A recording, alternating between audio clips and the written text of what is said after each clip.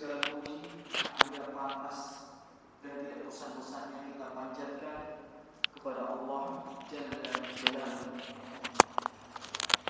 Karena sejatinya tidak mungkin kita ini bisa sukses, bisa berhasil, bisa selamat, bisa bahagia dalam urusan dunia maupun akhirat kecuali atas pertolongan Allah Subhanahu wa ta'ala.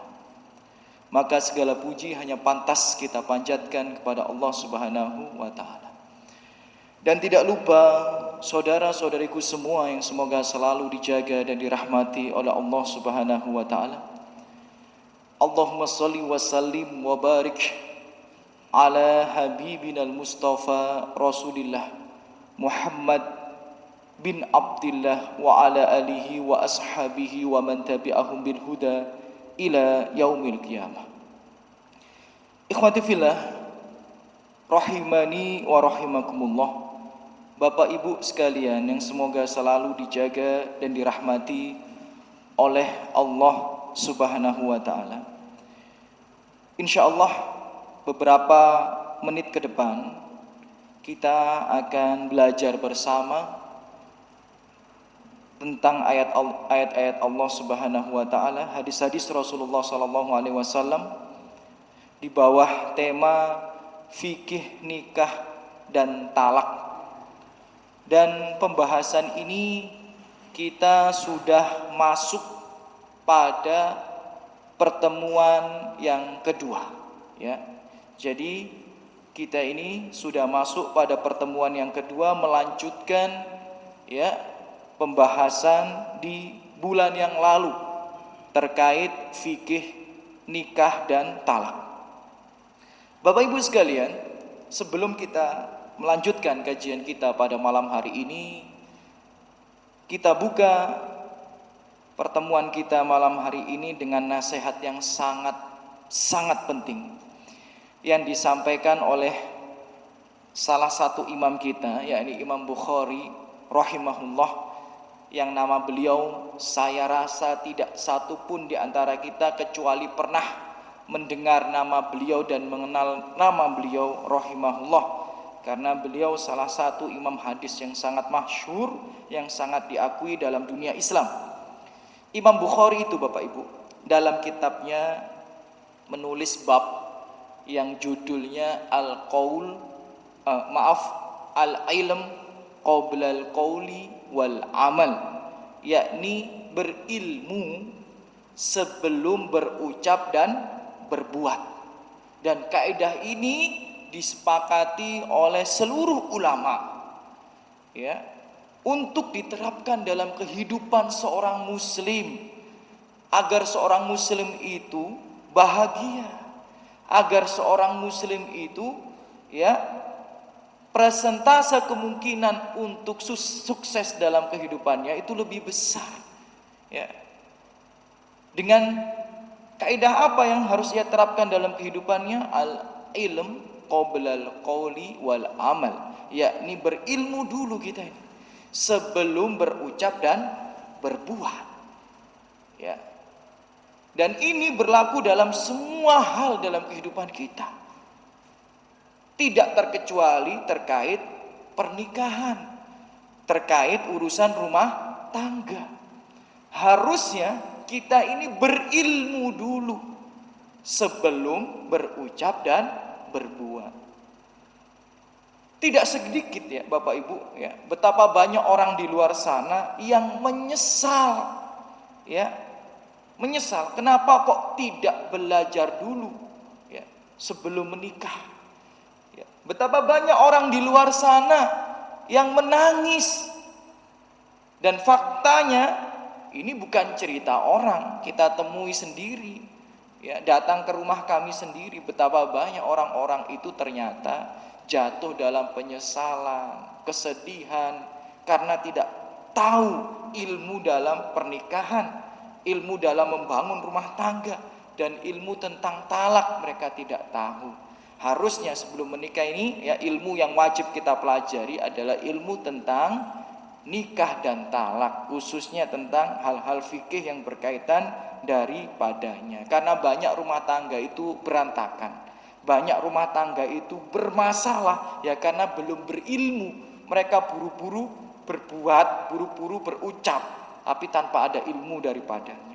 Maka semoga dalam kesempatan malam hari ini yang waktu kita ini sangat terbatas, ya, kita belajar bersama untuk menambah wawasan keislaman kita, agar ya semoga ilmu itu menjadi salah satu sebab kita meraih sakinah, mawaddah, warohmah dalam kehidupan rumah tangga kita. Bapak Ibu sekalian yang semoga selalu dijaga rahmat Allah Subhanahu wa taala. Pada pertemuan yang lalu, ya kan? Pada pertemuan yang lalu terakhir itu kita membahas tentang pembagian talak, ya. Jadi di pertemuan yang lalu kita itu membahas tentang pembagian talak. Talak itu dibagi menjadi beberapa macam, ya. Talak itu dibagi menjadi beberapa macam. Dilihat dari ketegasan kalimatnya, ya. Dilihat dari ketegasan kalimatnya, talak itu dibagi menjadi dua. Ini sedikit mereview singkat apa yang kita sampaikan atau kita pelajari pada pertemuan yang lalu. Talak dilihat dari ketegasan kalimatnya, ada talak sorih dan ada talak kinayah. Talak sorih itu apa? Talak sorih itu kalau diucapkan semua orang itu paham maksudnya itu adalah talak. Misal kalau dalam bahasa Arab anti tolik, kamu tertalak. Atau kalau kita dalam bahasa Indonesia, kamu aku talak, kamu aku cerai. Nah itu namanya talak sorih, yang kalimatnya itu jelas, orang yang mendengar faham maksud daripada kalimat itu.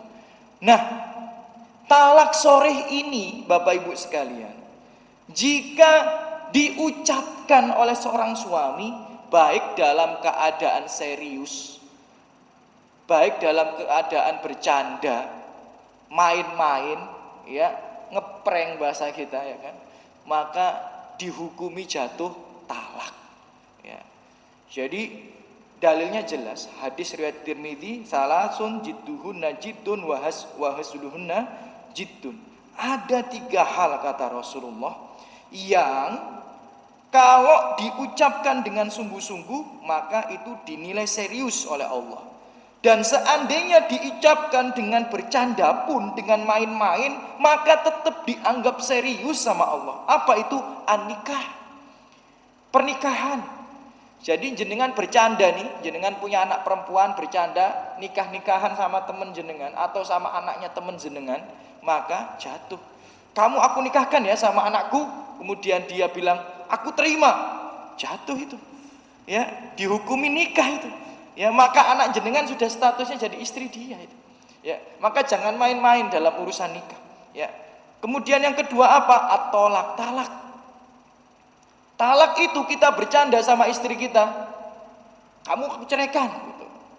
Dia nangis kemudian tapi bohong misal kayak gitu, ya kan? Nah itu tetap jatuh talak, ya. Jadi nggak bisa main-main dalam urusan talak. Bahkan seandainya kita ngomong tidak di hadapan dia, kita ngomongnya nggak di hadapan dia loh, ya, kita ngomongnya di hadapan teman kita, lagi nongkrong nih sama teman-temanku, kemudian wis aku jawang kalau ambek bojoku, udah dia aku ceraikan gitu.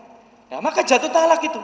Walaupun ini tidak didengar sama istri kita. Yang penting teman kita nanti itu ngabari kepada istri kita, kemarin suamimu itu nongkrong sama aku, suamimu ngomong kalau kamu itu udah diceraikan. Jatuh enggak? Jatuh talak. Jadi jangan main-main dalam urusan talak. Dan yang nomor 3 adalah rujuk.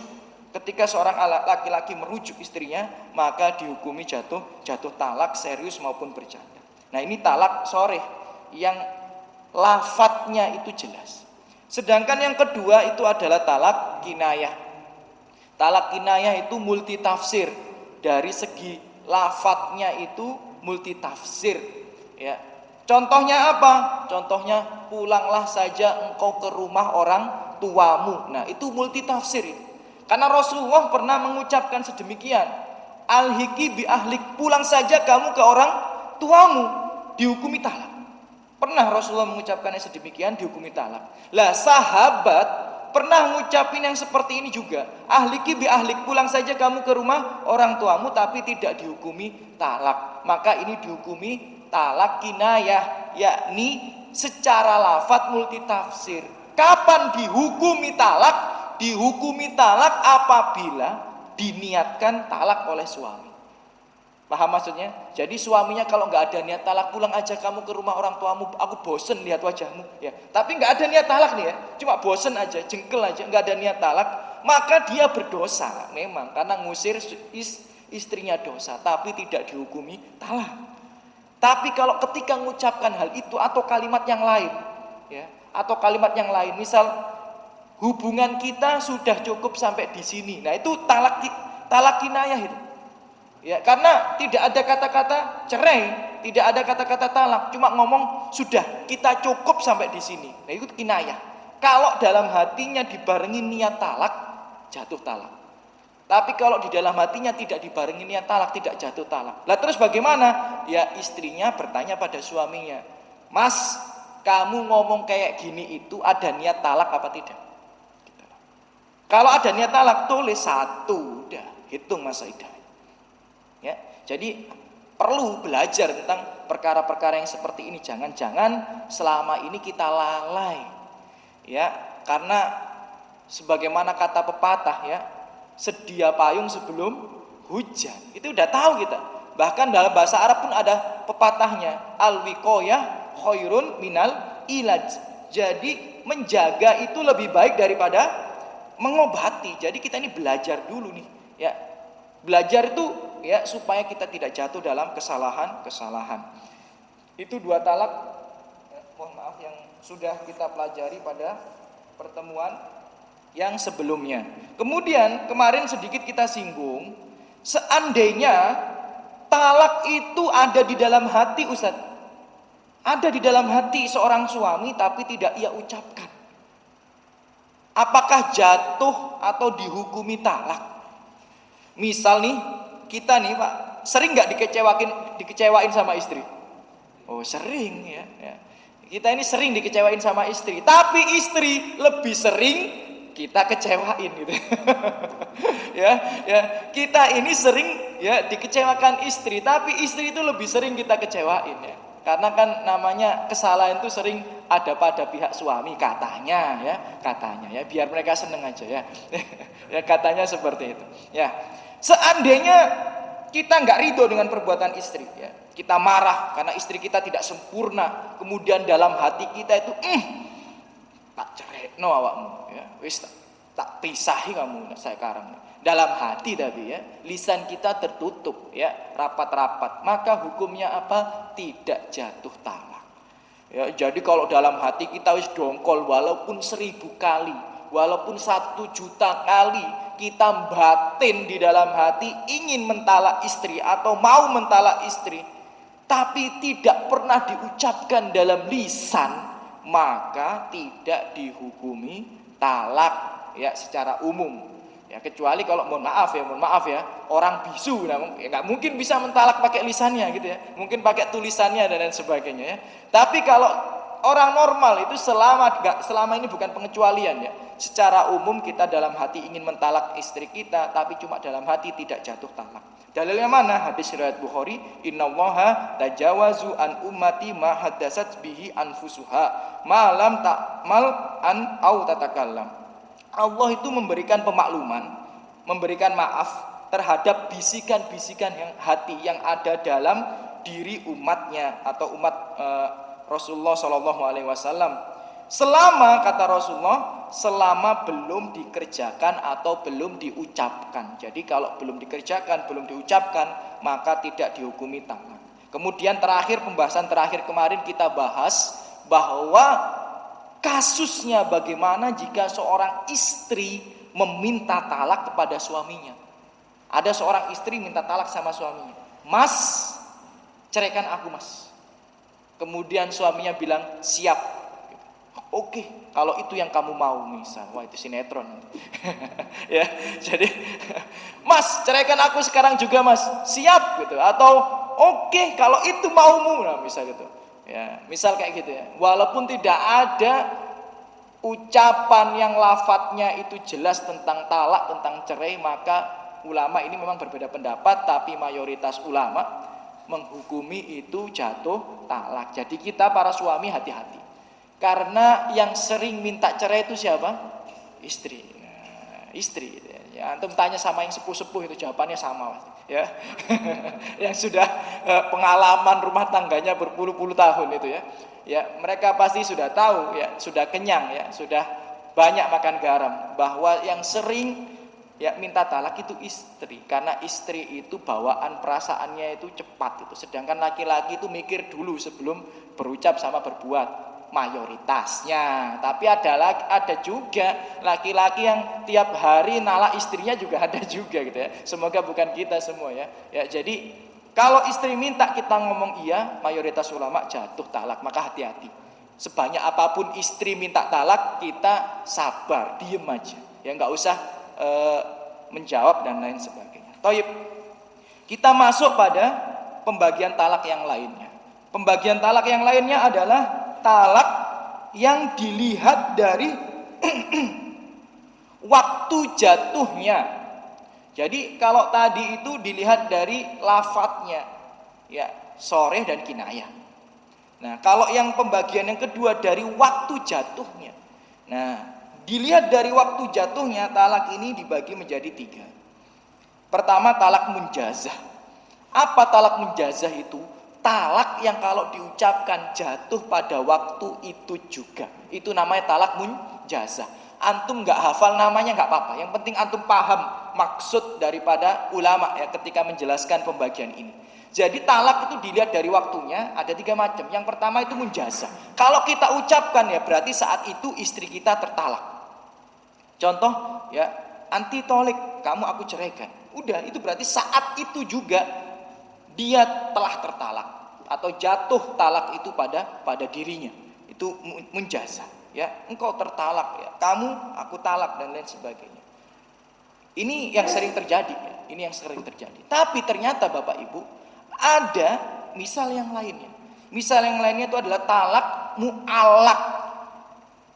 Ini juga tidak jarang juga terjadi di masyarakat kita. Nah, pertanyaannya kita ini termasuk pernah mengamalkan hal ini apa tidak? Penting untuk belajar. Ya, talak mu'allaq itu apa? Talak mu'allaq itu yang diiringi dengan syarat. Ya, yang diiringi dengan syarat. Ya, biasanya kayak gini misalnya. Wis, aku tak pulang aja ke rumah orang tuaku. Kemudian suaminya bilang seperti ini. Kalau kamu pulang ke rumah orang tuamu, kalau kamu keluar dari pintu rumah ini, pulang ke rumah orang tuamu, maka kamu aku talak. Nah, ini namanya talak mu'allaq yang diiringi dikaitkan dengan syarat tertentu. Ya. Jadi kalau terjadi yang seperti ini, maka tergantung daripada hal tersebut. Kalau hal tersebut terjadi, maka terjatuhlah talak, dihukumi talak. Kalau tidak terjadi, maka tidak. Paham ya? Jadi misal istri itu udah marah, muncak, ya, dibanting semua barang-barang di rumah misal gitu ya. Misal itu ya. Kemudian suaminya bilang seperti ini. Terusin. Ada satu barang lagi kamu pecahin, kamu aku talak. Nah, jadi kalau dia diem, gak tertalak dia. Tapi kalau dijatuhkan satu barang lagi pecah, maka jatuh talak. Paham sampai sini ya? Nah, jadi banyak kejadian yang seperti ini tuh banyak. Nah, kita sebagai seorang laki-laki baiknya nggak usah pakai talak-talak yang seperti ini gitu ya. Mending sabar saja ya. Sabar golek duit tuku barang maneh gitu. ya, itu lebih baik ya daripada talak-talak yang seperti ini. Tapi memang kalau ada kejadian seperti ini kata para ulama itu jatuh talak apabila hal itu terjadi. Kemudian yang nomor 3 adalah talak mudhof. Talak mudhof itu apa? Ya dilihat dari waktu jatuhnya. Talak mudhof itu yang dikaitkan, kalau tadi kan dengan keadaan atau kejadian tertentu ya, atau syarat tertentu gitu ya. Nah, kalau yang talak mudhof itu dikaitkan dengan waktu tertentu. waktu tertentu. Misal suaminya bilang kepada istrinya, bulan depan kamu aku talak. Ya, bulan depan kamu aku talak. Maka dalam 1 bulan itu statusnya masih sebagai seorang istri. Bulan depan dihukumi jatuh talak. Nah, ini yang seperti ini Bapak Ibu, itu juga perlu kita perhatikan. Jadi itu dilihat dari waktu jatuhnya. Ya, jadi sekedar penambahan wawasan saja, tidak perlu kita kaji lebih detail. Ada beberapa hal yang lebih penting daripada hal itu. Nah, yang contohnya ini seperti yang akan kita bahas ini. Tadi kami sudah sampaikan bahwa talak itu ya bermacam-macam, dilihat dari pembagian-pembagiannya. Ada yang dilihat dari lafadznya, ada sharih, ada kinayah. Tadi dilihat dari apa? Dari waktunya. Ya, waktunya itu ada yang mu'allaq, ada yang munjazah, ada yang mudhof gitu loh. Antum nggak hafal namanya nggak apa-apa, yang penting paham. Ada yang terjadi secara langsung, ada yang dikaitkan dengan syarat tertentu, ada yang dikaitkan dengan waktu tertentu. Nah, sekarang talak dibagi atau dilihat dari sifatnya. Dari sifatnya talak itu juga terbagi menjadi 2. Ya, dari sifatnya talak terbagi menjadi 2. Ini penting. Ya, karena berhubungan dengan dosa, bahkan sebagian ulama mengatakan bisa dihukumi sebagai dosa besar. Ya, bisa dihukumi sebagai dosa besar, khususnya kita ini, para laki-laki. Ya, karena talak itu ada di sisi siapa?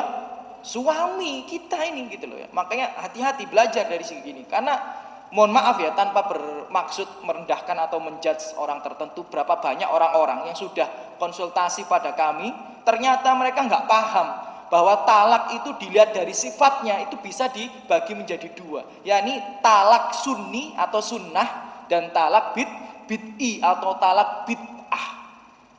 Suaminya udah jenggotan, istrinya udah cadaran, udah ngaji, tapi nggak paham masalah ini. Astagfirullahaladzim, ketika ikut kajian kami, ternyata Ustadz saya dulu pernah jatuh dalam hal yang seperti ini. Ya istighfar kepada Allah. Ya, betapa banyak orang jatuh ke dalam kemaksiatan yang ternyata dia tidak tahu itu adalah maksiat gitu. Makanya perlu belajar kita ini. Ya, jadi kita akan kaji lebih detail apa yang dimaksud dengan talak sunni yang sesuai dengan sunnah dan talak bid'i yang dihukumi bid'ah. Ya. Jadi kalau kita mentalak itu Bapak-bapak, ya, seorang suami mentalak istrinya itu pun ada hukumnya. Kadang dihukumi sunnah sesuai dengan syariat, tidak dosa. Tidak dosa. Tapi kadang seorang suami mentalak istrinya bisa dihukumi talak bid'ah, menyelisih syariat dan dihukumi sebagai pendosa. Bahkan sebagian ulama mengatakan dosa besar. Kapan itu bisa terjadi? Toyib, kita pelajari di sini. Talak sunni, ya, di dalam kitab Bidayatul Mujtahid wa Nihayatul Muqtasid.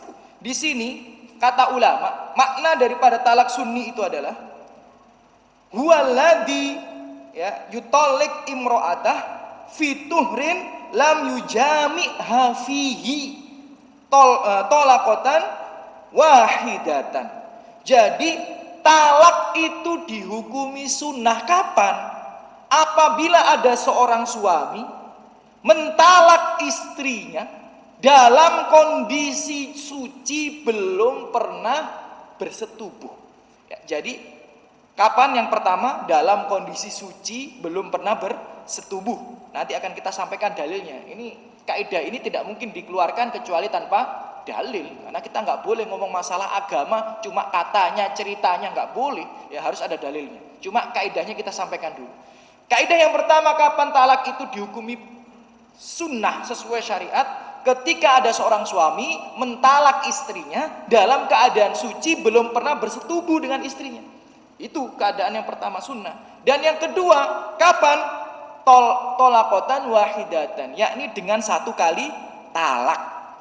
Dengan 1 kali talak, itu talak sunnah. Berarti talak bid'ah itu kebalikannya. Ya.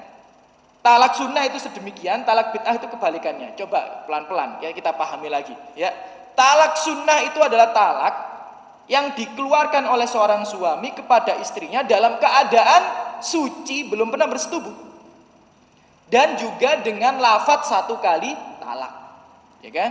Itu sunnah. Kebalikannya talak bid'ah, berarti ketika ada seorang suami mentalak istrinya dalam keadaan haid, dosa. Dosa, bisa jadi jatuh dalam dosa besar. Atau dalam keadaan suci yang ia pernah bersetubuh. Misal haidnya perempuan tanggal 1 sampai tanggal 10. Ya kan? Berarti tanggal 11 dia suci. Ya, kemudian tanggal 12, mohon maaf ya, ini ilmu harus kami sampaikan, innallaha la yastahi minal haq, Allah tidak malu dalam menyampaikan kebenaran. Tanggal 12 dia jima dengan istrinya. Berhubungan dengan istrinya. Kemudian tanggal 13 dijatuhkan talak ya olehnya kepada istrinya. Ini dosa bapak-bapak, menyelihi syariat. Ini namanya talak bid'ah. Ya, karena harus dalam keadaan suci, belum pernah digauli, belum pernah disetubuhi. Jadi kalau dia ini misal tanggal 11 itu suci, kemudian tanggal 12 sudah berhubungan intim, maka kalau pengen mentalak istri ditunggu sampai haid lagi. Kemudian kalau sudah dalam kondisi haid ditunggu sampai suci. Setelah suci baru kalau kita ingin mentalak silahkan, kalau tidak, tidak. Sama kalau istri dalam keadaan haid jangan ditalak dulu, ditunggu. Sampai kapan? Sampai istrinya itu suci baru ditalak atau tidak ditalak. Ya, itu talak bid'i yang berlawanan daripada kaidah yang pertama atau syarat yang pertama. Dan juga dalam kaidah atau syarat yang kedua, talak sunnah itu 1 kali talak. Berarti kalau langsung 2 kali talak atau langsung 3 kali talak, maka itu bid'ah. Misal kamu aku talak, kamu aku talak, kamu aku talak, talak 3, haram ya, aku menyentuh dirimu selama-lamanya, wes misalnya ya. Nah, ini gimana ini hukumnya? Nggak boleh, itu bid'ah ya. Itu bid'ah. Nah, dalilnya mana? Misal kalau dalil itu talak itu harus 1 kali talak, jelas di surat Al-Baqarah ayat 229. At-tolaku marrotan, tolak yang boleh dirujuk itu 2 kali. Fa imsakum bima'ruf au tasrihum bi ihsan, yakni kau jaga dia baik-baik atau kau pisah ya dengan dia secara baik-baik. Kemudian kelanjutannya, kalau sudah ditalak yang ketiga kali maka sedemikian. Nanti bisa dilihat di surat Al-Baqarah ayat 229. Jadi talak itu enggak langsung 3 kali dan lain sebagainya. Enggak, itu bid'ah. Itu dalil tentang talak itu harus 1 kali, 1 kali dan 1 kali gitu ya. Tidak boleh langsung 3 kali. Kemudian dalil bahwa tidak boleh kita mentalak istri dalam keadaan haid atau dalam keadaan suci yang pernah kita gauli atau yang pernah kita berhubungan dengan dia, yakni hadis riwayat Bukhari, hadisnya sahih. Ya, apa bunyi hadis ini? Kata Abdullah bin Umar, ya, atau kata Umar bin Khattab dalam sebuah riwayat, amaroni an urajiha, thumma umsikaha hatta tahid haidotan ukhra, thumma umhilaha hatta tatahur, thumma utalikaha qabla an amassa. Ya, jadi di sini dijelaskan, Bapak Ibu sekalian, anaknya Umar bin Khattab, ya. Jadi hadis riwayat Bukhari, hadisnya cukup panjang sebenarnya sini, yaitu potongan daripada hadisnya saja. Jadi anaknya Umar bin Khattab itu mentalak istrinya dalam keadaan haid. Kemudian Umar bin Khattab tahu kabar ini gitu ya. Dalam riwayat yang lain Ibnu Umar ketemu sama Rasulullah, tapi dalam riwayat ini Umar yang ketemu sama Rasulullah. Jadi Umar ini ngelapor sama Rasulullah bahwa anaknya mentalak istrinya dalam keadaan haid. Kemudian sama Rasulullah apa? Ya, amaroni, memerintahkanku gitu ya. Jadi siapa yang diperintahkan? Abdullah bin Umar. Ya, jadi ketika bapaknya lapor ke Rasulullah, Rasulullah memerintahkan ke Umar, kemudian diperintahkan ke Abdullah bin Umar untuk yuraji'ha, untuk merujuk istrinya itu. Ya, jadi kenapa dikatakan dalam hadis ini itu termasuk dosa, saudara-saudariku. Ya, seorang suami mentalak istrinya dalam keadaan haid itu termasuk dosa, kemaksiatan kepada Allah Subhanahu wa taala. Bahkan seandainya kalau dia sudah merujuknya, maka hendaknya dia menunggu sampai dalam keadaan suci, kemudian haid lagi, kemudian suci, baru kalau dia berkehendak boleh dia ceraikan atau ia ia tahan dengan baik. Dalam hadis ini dijelaskan seperti itu. Jadi saudara-saudariku semua, disitulah kita belajar. Ya, tanpa belajar kita ini tidak bisa membedakan mana yang benar, mana yang salah. Tanpa belajar kita tidak bisa membedakan mana yang halal, mana yang haram. Ya, jadi di sini kita sudah tahu bahwa ternyata talak itu ada yang sunnah, ada yang bid'ah. Kapan itu sunnah? Ketika seorang suami mentalak istrinya dalam keadaan suci, belum pernah digauli. Dan kapan itu dikatakan sunnah? Ketika talak itu hanya satu kali talak. Yang menyelisih hal itu atau kebalikan daripada hal itu dihukumi bid'ah dan jatuh dalam kemaksiatan. Nah, nanti akan ada pertanyaan lagi nih. Akan ada pertanyaan lagi. Ketika misal Ustadz, seorang suami ngomong sama istrinya, kamu aku talak 3. Kamu aku talak 3. Sering gak yang seperti ini? Sering. Ada beberapa kali kejadian seperti itu. Nah, kamu aku talak 3. Nah, kalau sudah ada suami ngomong seperti itu kepada istrinya, apakah dihukumi talak 3? Kan memang hukumnya talak bid'ah nih, dosa tuh, dihukumi dosa. Tapi dihitungnya itu 1 apa 3? Ini ulama beda pendapat. Jadi ulama semua sepakat kalau ada seorang suami ngomong kepada istrinya, kamu aku talak 3, hukumnya apa? Bid'ah, hukumnya dosa. Sepakat. Tapi ulama beda pendapat, apakah talak itu dihitung langsung 3, apa tetap dihitung 1? Nah, ini ulama beda pendapat. Nah, Umar bin Khattab radhiyallahu anhu, ya, di sini dijelaskan dalam hadis dikatakan, ya,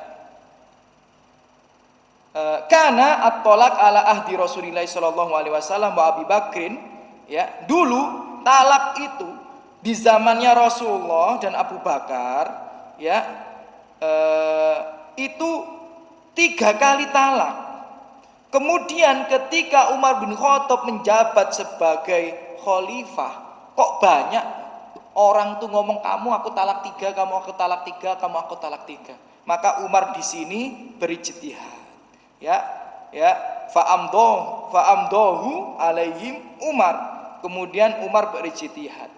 Wis, gara-gara banyak orang itu, ya, bermudah-mudahan dengan kata talak, maka di kepemimpinan Umar, beliau berijtihad, orang yang ngomong kepada istrinya kamu aku talak 3 langsung dihukumi 3 kali talak dan tidak boleh kumpul lagi. Ya, jadi saya ulang sekali lagi, ya. Talak 3 itu hukumnya bid'ah, hukumnya dosa. Tapi ulama beda pendapat apakah dihitung 3 atau dihitung 1. Sebagian ulama ikut asarnya Umar, ya, bahwa 3 dihitung 1. Tapi jumhur, mayoritas ulama, ya, orang yang ngomong kamu aku talak 3 tetap dihitung 1. Itu jumhur ulama. Ya, tapi di sini ulama berbeda pendapat. Ya, maka yang seperti ini menjauhi khilaf itu lebih baik. Maksudnya jangan gak usahlah ngomong pakai talak 3. Kalau pengen talak ya udah talak aja istri. Ya, biar seandainya nanti dia berubah atau kita berubah pikiran, masih ada kesempatan untuk kembali dengan dia. Nah, itu tentang talak 3. Sekarang pertanyaan yang lainnya, ketika seorang wanita ditalak suaminya dalam keadaan haid, atau dia ditalak suaminya dalam keadaan suci yang pernah digauli, kan suaminya nggak tahu nih, suaminya bodoh, suaminya nggak tahu ngaji di Mujahidin gitu, ya, masya Allah. ya, suaminya nggak pernah kajian, ya, hari suaminya karaoke doang gitu, ya, karaoke, nongkrong, ngopi, ngerokok gitu, ya, nggak pernah ikut kajian. Nah, jadi nggak tahu mana talak sunnah, mana talak bid'ah. Nah, jadi kalau seandainya ada suami mentalak istrinya dalam keadaan haid, dalam keadaan suci yang pernah digauli, apakah jatuh talak atau tidak dihukumi talak? Kan ini talak bid'ah, dosa, semua ulama sepakat. Ya, dihukumi dosa, dihukumi bid'ah, ulama semua sepakat. Tapi ulama beda pendapat, apakah dihitung talak atau tidak? Ya. Sebagian ulama, kalau nggak salah, salah satunya Ibnu Taimiyah rahimahullah mengatakan tidak dihitung talak. Paham ya? Jadi kalau ada suami mentalak istrinya dalam keadaan haid atau dalam keadaan suci yang pernah digauli, tidak dihitung talak, tapi dihitung sebagai pelaku dosa besar atau pelaku dosa, atau pelaku maksiatan. Dalilnya mana? Ya jelas, man amila amalan laisa alaihi amruna fahuwa raddun. Siapa yang mengerjakan amal ibadah yang tidak ada contohnya dari Rasulullah, maka dia tertolak. Talak bid'ah enggak ada contohnya dari Rasulullah, maka itu tertolak. Ini sebagian ulama. Tapi ya mayoritas ulama berpendapat jatuh talak. Ya, mayoritas ulama berpendapat jatuh talak. Jadi sudah dihukumi sebagai pelaku maksiat, ya, dihukumi sebagai atau dihitung sebagai perbuatan talak kepada istri.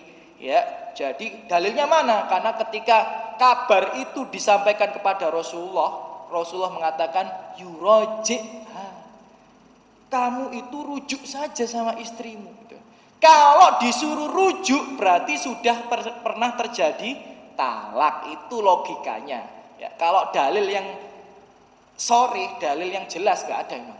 Cuma ulama mencoba mengambil makna tersirat ya daripada hadis itu. Ya, jadi maksudnya karena Rasulullah ngomong rujuk dia berarti ada talak di situ. Nah, jadi ulama beda pendapat. Ala kulli hal ya, saya condong pada pendapat yang tetap jatuh talak sebagaimana mayoritas atau jumhur ulama, tetap jatuh talak dan juga dihukumi sebagai pelaku dosa. Jadi kalau naudzubillah dulu jenengan pernah khilaf ya, pernah khilaf mentalak istri dalam keadaan haid, pernah khilaf mentalak istri dalam keadaan suci yang pernah digauli, maka jenengan telah jatuh pada dua jenis dosa. Apa? Dosa kepada Allah dan dosa kepada istri. Ya, karena zalim itu kepada Allah dan zalim kepada istri jenengan. Jadi jenengan istighfar, mohon ampunan pada Allah, semoga diampuni dosa karena kejahilan itu, dan juga jenengan minta maaf kepada istri. Kalau sekarang masih jadi istri, kalau sekarang sudah jadi istri orang nggak usah dihubungi lagi. Ya, kalau sekarang sudah jadi istri orang nggak usah dihubungi lagi ya, cukup istighfar kepada Allah Subhanahu Wa Taala saja. Nah itu ya, paham ya? Jadi talak sunnah dan talak bid'ah ya. Tidak kalah pentingnya, ini pembagian yang terakhir daripada talak. Talak itu ya dilihat dari boleh dan tidak boleh dirujuk. Ya, kalau ada suami mentalak istrinya itu ada dua kemungkinan. Ya, bisa jadi boleh dirujuk, bisa jadi tidak boleh dirujuk dengan syarat, atau sama sekali tidak boleh dirujuk. Nanti kita akan belajar di sini. Ya, jadi talak pembagiannya itu dilihat dari boleh atau tidak bolehnya dirujuk. Itu ada dua macam, tapi nanti ada pembagian lagi. Jadi tolong dipahami baik-baik. Ada namanya talak roj'i. Ada namanya talak apa? Roj'i. Talak roj'i itu apa? Talak yang kondisinya ya, suami itu masih boleh merujuk istrinya, baik dengan ucapan maupun dengan perbuatan, karena masih dalam masa iddahnya. Ya, karena masih dalam masa iddahnya. Jadi kondisinya tuh suami itu masih boleh merujuk istrinya. Rujuk itu bisa dengan apa? Ucapan, bisa. Kamu aku rujuk hukumnya.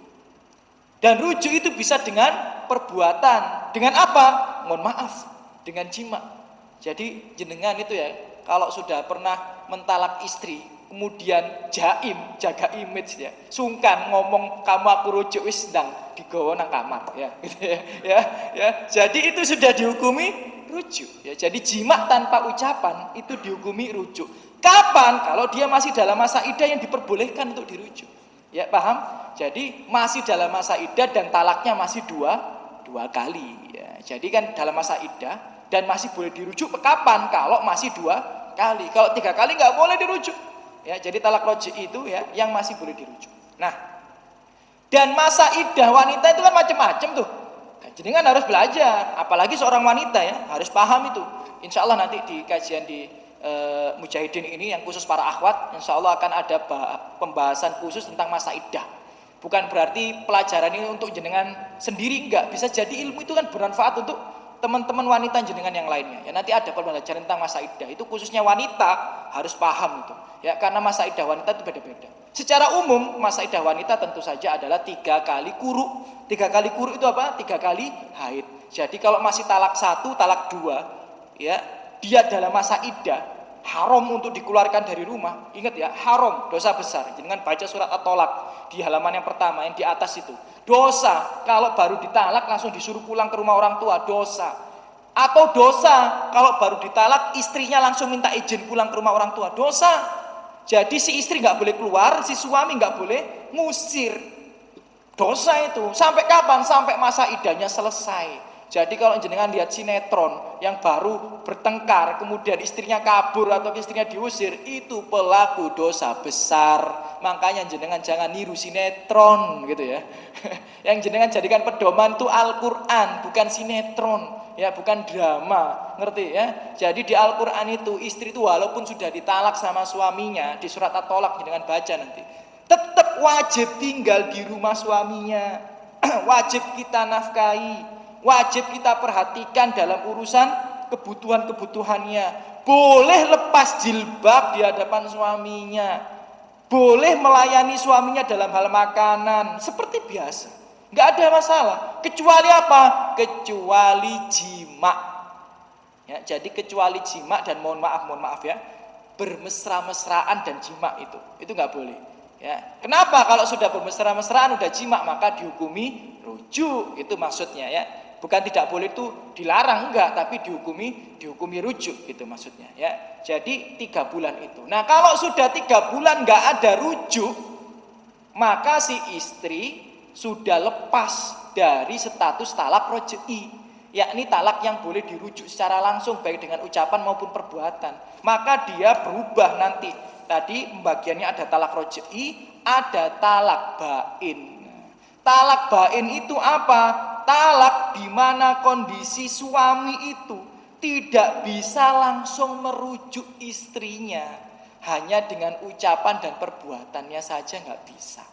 Jadi kalau istrinya ini sudah statusnya ini talak bain, maka suaminya bilang, "Dek, aku ingin balik jadi suamimu." Nggak bisa. "Dek, diajak nang kamar." Nggak bisa gitu ya. Haram, dosa besar. Ya, kalau sudah statusnya talak bain. Talak bain itu ada 3 macam. Nah, talak bain itu ada 3 macam. Nah, ini makanya perlu belajar ini kan ya. Ya perlu belajar gitu ya. Talak bain itu ada 3 macam. Kapan? Misal yang pertama ketika masa iddah selesai. Paham ya? Jadi masa iddah wanita kan bermacam-macam. Salah satu yang umum terjadi pada wanita adalah masa iddahnya 3 kali haid. Wanita normal 3 kali haid. Sudah ditalak sama suaminya, sudah 3 kali haid belum dirujuk, ya kan? Maka sang suami nggak bisa merujuk hanya dengan ucapan dan perbuatan, nggak bisa. Maka statusnya sudah menjadi talak bain. Gimana cara merujuknya? Kita datangi walinya, kita nikah lagi dengan dia. Lah Ustadz umurnya wes 50 ya Ustadz. Umurnya udah 50 ya. Bapak wis nang kuburan Ustaz gitu. ya, bapak wis nang kuburan Ustaz, ya. Lah pamannya malah dikubur dilian daripada bapak gitu ya. Lah terus ya saudara-saudaranya gimana? Anak tunggal Ustaz gitu. Atau enggak punya saudara laki-laki Ustaz. Gimana? Antum datangi anak antum. Antum datangi anak antum. Jadi yang nikahin siapa? Anak antum sendiri. Loh memang seperti itu. Anak boleh nggak menikahkan ibunya? Boleh. Anak itu wali daripada ibu. Kalau bapaknya nggak ada, pamannya nggak ada, saudaranya nggak ada, anak itu wali. Ya, jadi di zaman sahabat itu banyak para sahabat yang menikahkan ibunya karena ibunya sudah menjadi janda, bapaknya udah meninggal. Banyak yang menikahkan ibunya sendiri gitu loh. Jadi jenengan kalau umurnya udah sepuh, kemudian talak sudah statusnya talak bain, yang menikahkan siapa? Anak jenengan sendiri gitu. ya bisa kejadiannya seperti itu. Ini sedikit intermezzo ya biar kita cair suasana. Ya, jadi ketika masa iddah selesai. Ya, kita percepat ya. Kemudian Misal yang nomor 2 adalah pengantin baru, itu juga termasuk talak bain, ya. Pengantin baru. Memang tidak terjadi di Indonesia, ya, tidak terjadi di Indonesia tapi banyak terjadi di Arab. Di Arab itu orang itu biasanya kalau nikah sekarang, mohon maaf ya, itu malam pertamanya itu nggak langsung, ya, nggak langsung gitu ya. Beda sama kita ini, ya, kita ini bahkan nggak sampai nunggu malam pertama gitu. Kalau bisa siang pertama atau sore pertama gitu, ya paham maksud saya. Ya kita di Indonesia ini kalau bisa nggak sampai nunggu malam pertama. Ya kalau bisa Ustaz saya siang pertama atau sore pertama. Tapi orang Arab itu nggak biasa seperti itu. Kadang-kadang itu nikah dulu, walimah dulu minggu depan gitu ya. Baru honeymoon gitu ya, dan sebagainya malam pertama. Nah, kalau seseorang menikahi istrinya sah, ya, kemudian belum malam pertama, dalam artian belum pernah berhubungan, kemudian ditalak istrinya, maka nggak boleh langsung dirujuk kalau berubah pikiran, ya, nggak boleh langsung dirujuk, maka statusnya talak bain, harus nikah ulang, akad ulang lagi gitu. Rasulullah termasuk seperti itu dulu, maksudnya nggak langsung malam pertama. Sebagaimana kita tahu Rasulullah itu nikah sama Aisyah, umurnya Aisyah berapa? 6 tahun. Umurnya itu 6 tahun belum haid. Maka daripada itu Aisyah itu nggak langsung tinggal bareng sama Rasulullah. Jadi Aisyah itu dinikahkan Abu Bakar dengan Rasulullah umurnya 6 tahun, kemudian 3 tahun tinggal bareng Abu Bakar. Tapi statusnya sudah istri, tapi nggak berkumpul dengan Rasulullah. Ditunggu sampai kapan? Sampai haid. Jadi Aisyah itu haidnya umur 9 tahun. Ketika haid umur 9 tahun, barulah tinggal bersama Nabi Muhammad SAW. Kayak gitu. Nah, jadi kalau seorang pengantin baru belum pernah berjima, keluar kata talak, pengen rujuk, harus akad ulang. Kemudian kapan kondisi yang lainnya yang dikatakan talak bain itu, ya, talak bain itu sebenarnya ada 2 macam, masih dibagi lagi ya, bingung lagi. Yang penting jenengan pahami lah, paling nggak ada wawasan di situ. Talak bain itu ada bain sugro, ada bain kubro. Bain sugro itu apa? Walaupun memang nggak bisa langsung dirujuk, tapi bisa nikah lagi dengan akad ulang. Itu bain sugro, ya, masih bisa nikah lagi gitu loh. Contohnya apa tadi? Masa iddahnya selesai. Contohnya apa tadi? Ya, pengantin baru. Ya, itu masih bisa nikah lagi walaupun harus akad ulang. Ini namanya bain sugro. Ya. Contoh yang lainnya khulu. Khulu itu apa? Cerai gugat. Cerai gugat yakni dari pihak istri. Ya, jadi kalau istri, ya kan, kemudian datang ke hakim pengadilan minta cerai gugat, dikabulkan, diketok, maka nggak boleh langsung dirujuk sama suaminya kalau istrinya berubah pikiran. Gimana caranya?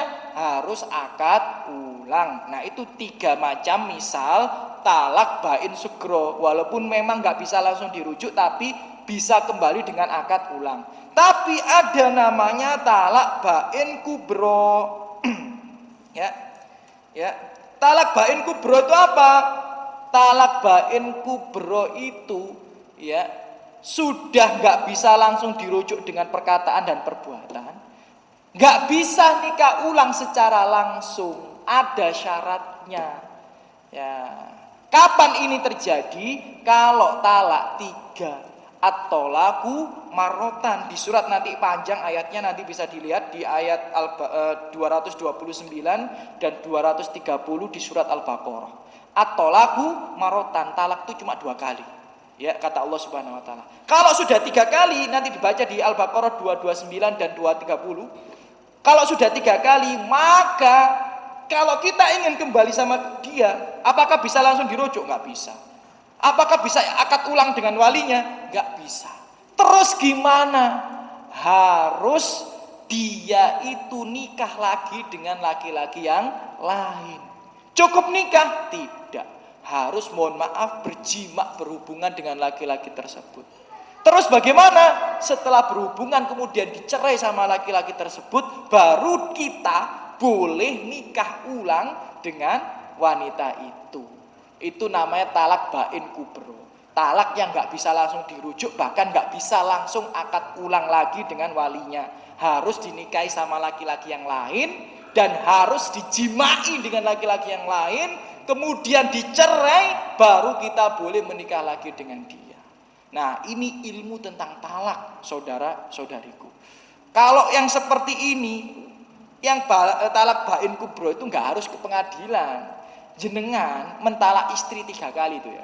Kamu aku talak, masa iddah, dalam masa iddah hubungan badan, udah kan sekali kan. Nah, kemudian jalan 4 bulan, kamu aku bertengkar lagi, kamu aku talak, masa iddah dirujuk lagi, hitung 2. Jalan lagi 4 bulan lagi, bertengkar lagi, kamu talak. Ini nggak pernah ke pengadilan nih. Terus hukumnya apa? Ya udah talak 3. Talak 3 berarti nggak bisa dirujuk. Maka hukumnya apa? Zina. Hukumnya zina. Maka betapa banyak ya orang yang tanya pada kami loh. Ini tanya pada kami, bukan tanya pada ustadz lain loh. Bagaimana mungkin ustadz yang umurnya lebih tua dari saya, ya, yang lebih lama berkecimpung dalam dunia dakwah itu. Berapa banyak pasangan tanya ke saya, Ustadz, saya ini dulu Ustadz, sudah mentalak istri saya mungkin ratusan kali Ustadz. Ratusan kali gitu. Sekarang saya sadar Ustadz ternyata itu salah. Hukumnya bagaimana? Gimana coba kita hukumnya seperti itu? Coba ya. Hukumnya gimana coba? Ya, apakah dia tanya apakah selama ini ketika saya berhubungan badan dengan pasangan saya dihukumi zina? Itu pertanyaan pertama. Apakah selama ini hubungan badan saya dengan pasangan saya dihukumi zina? Bayangan, bisa terjadi zina seumur hidup. Kemudian pertanyaan yang kedua ini lebih memprihatinkan lagi. Kalau seandainya ada anak yang lahir dari hubungan itu. Apakah anak saya dihukumi anak zina? Sedangkan kita tahu anak zina itu gak boleh dapat harta waris. Kalau dia dapat harta waris, dia makan harta haram. Anak zina itu ya gak boleh kita nikahkan kalau dia wanita. Bisa batal pernikahan. Bisa nggak sah pernikahan itu. Repot ini. Penting nggak sekarang saya tanya fikih nikah sama fikih talak ini? Penting. Nah, makanya ya sedia payung sebelum hujan. Nah, kalau ada permasalahan tentang seperti ini, ulama-ulama itu selalu mengarahkan kepada pengadilan agama. Jadi kami tugasnya seorang ustadz, tugasnya ulama itu menjelaskan hukum supaya jenengan berhati-hati. Tapi nek wis kejadian, itu fatwa bukan di tangan ustadz. Saya ulang sekali lagi ya. Sebesar apapun, sebanyak apapun ya ilmu yang dimiliki seseorang, selama dia itu bukan hakim, maka dia tidak punya otoritas untuk menghukumi ini itu cerai atau tidak cerai. Saya ulang sekali lagi ya. Dan hal ini juga terjadi di Saudi Arabia. Syekh Muhammad bin Shalih Al-Utsaimin, Syekh bin Baz, ulama-ulama kibar, ketika mereka disuruh untuk mengeluarkan fatwa apakah ini itu talak atau tidak talak, cerai atau tidak cerai, mereka mengarahkan kepada pengadilan agama. Kenapa? Karena ustadz itu menjelaskan halal haram. Ustadz itu menjelaskan hukum. Sedangkan otoritas ya status suami istri ini batal atau tidak itu ada di pengadilan agama. Walaupun secara hukum ya, pendapat yang lebih kuat ya, ustadznya itu condong ini itu sudah terjadi perceraian. Tapi ketika perkara ini diangkat di pengadilan agama ngetok belum cerai maka tidak cerai. Paham maksud saya? Ya. Jadi qadhi hakim itu punya otoritas dalam hal pernikahan. Ya. Jadi misal tadi saya bilang, ya, kalau ada talak bid'ah, ya kan? Kan talak bid'ah ini kan dihitung 1 kali talak kalau ada yang terjadi dalam sebuah pasangan. Kalau diangkat di pengadilan, kemudian pengadilannya itu memutuskan tidak terjadi talak, maka tidak terjadi talak. Paham maksudnya ya? Jadi otoritas perceraian itu ada di tangan hakim. Dan itu masuk dalam kaidah syariat. Karena qadhi, hakim itu memiliki kedudukan dalam syariat. Ya, khususnya dalam perihal apa? Dalam perihal pernikahan, dalam perihal waris atau wasiat misal dan lain sebagainya. Ya, jadi itu yang perlu kita ketahui. Jadi al-wiqayah khairum minal ilaj. Ya, jadi menjaga itu lebih baik daripada mengobati. Ya, sedia payung sebelum hujan. Jadi kita belajar ini supaya kita tidak terjerumus dalam kesalahan, tidak terjerumus dalam penyesalan. Karena berapa banyak orang menangis, menyesal karena jatuh dalam kesalahan yang ini aja. Makanya tujuan saya mengangkat tema ini supaya jenengan itu tidak melakukan kesalahan yang sama yang terjadi pada ikhwan dan akhwat kita sendiri. Bukan orang-orang lain, bukan orang-orang jauh. Mungkin antum kenal dengan dia. Mungkin sering jamaah sama antum. Mungkin sering salaman sama guyang-guyu sama antum, gitu ya. Tapi ternyata dia jatuh pada kesalahan-kesalahan ini saja. Ya, ada yang datang istrinya bilang, "Ustadz, suami saya mentalak saya 3 kali. Ustadz, saya baru mentalak istri saya 2 kali." Rame karepe dhewe. Ya, istrinya bingung, suaminya bingung, ustadz ya bingung, ngerti? ya, jadi resiko jadi seorang ustadz itu apa? Ya, ikut bingung masalah jamaahnya, gitu. Itu resiko gitu ya. Jadi ustadz itu pikirannya kudu tenang, kudu lapang. Kenapa? Karena dia itu akan dibebani masalah jamaahnya juga. Padahal itu dia itu sudah punya masalah sendiri, tapi dia itu pasti akan dibebani oleh masalah jamaahnya juga. Orang datang ribut urusan waris nang ngarepe mripate kene dhewe, bayangno jenengan ya. Ya, bayangkan itu ya, keluarga ribut urusan waris di depan mata kepala kita sendiri. Ya itulah jadi seorang ustadz resikonya ya. Suami istri gontok-gontokan ya di rumah kita sendiri, bayangkan ya, bukan di rumah dia, di rumah kita gontok-gontokan ya gitu. Ini kejadian, ini jadi seorang ustadz itu seperti itu ya, ala kulli hal gitu ya. Ya itulah suka dukanya jadi seorang ustadz gitu ya. Padahal kita juga punya urusan pribadi yang bikin mumet juga pikirannya. Tapi ya ala kulli hal itu resiko ya. Alhamdulillah semoga kita bisa bermanfaat bagi orang-orang di sekitar kita. Jadi itu yang bisa kami sampaikan. Kita tutup kajian. Kita ada satu pertanyaan mungkin atau silakan.